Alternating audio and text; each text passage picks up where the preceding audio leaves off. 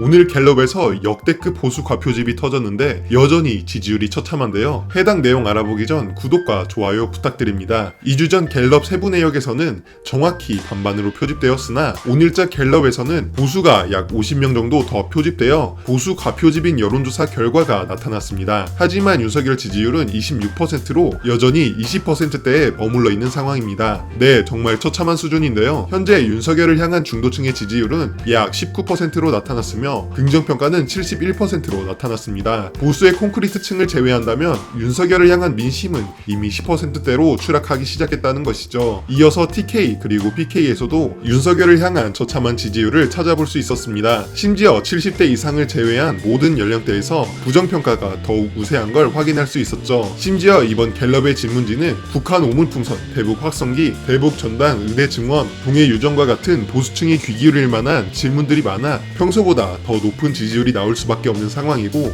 보통 대통령이 해외 순방을 시작하면 지지율이 급등하기 마련입니다. 실제로 이번 주 윤석열 긍정평가 이후 1위가 외교로 나타났습니다. 지난 조사 대비 10%나 증가한 수치이죠. 그런데 이 모든 내용을 종합하더라도 지금처럼 저조한 지지율을 보면 윤석열의 현재 상황이 심각한 거죠. 윤석열 입장에서는 상당히 절망적일 수밖에 없는 상황입니다. 이 20% 지지율이 윤석열의 한계라는 뜻이죠. 그런데 안타깝게도 이번 한동훈의 등장으로 윤석열의 지지율은 더 떨어질 것으로 보입니다. 한동훈은 현재 보수 측에서 차기 대권주자 1위를 달리고 있습니다. 이 외에 다른 인물들의 지지율은 사실상 의미가 없는 수준이죠. 한동훈의 지금까지 행보를 보면 대통령 자리에 침을 흘릴 수밖에 없는 상황인데, 한동훈은 당대표 자리를 발판으로 대권의 꿈을 펼칠 것으로 보입니다. 수없이 말씀드렸지만 한동훈이 대권의 꿈을 펼치기 위해서는 윤석열 부하 1위라는 인식을 벗어야 하는데, 이를 벗어날 수 있는 방법은 결국 윤석열과 척지는 모습을 보이는 겁니다. 한동훈은 KC 인증 당시의 스탠스를 보면 이번 전당대회부터 척지는 모습을 보일 것으로 예상됩니다. 이는 결국 보수 내부 분란을 야기하고 윤석열의 지지율은 한동훈으로 인해 분산될 수밖에 없는 상황이 나타날 것입니다. 만일 한동훈이 윤석열과 함께 순장조를 택한다면 윤석열은 지금과 같은 지지율을 유지할 수 있을 것이지만, 만약 한동훈이 척을 진다면 윤석열은 끝없는 지지율 하락을 겪어야 할 것입니다. 앞으로 있을 국민의힘 전당대회로 인해 정치권이 꽤 시끄러워질 것으로 예상되는데, 좋은 소식 있으면 전해드릴 것 약속드리며 오늘 영상 마치도록 하겠습니다.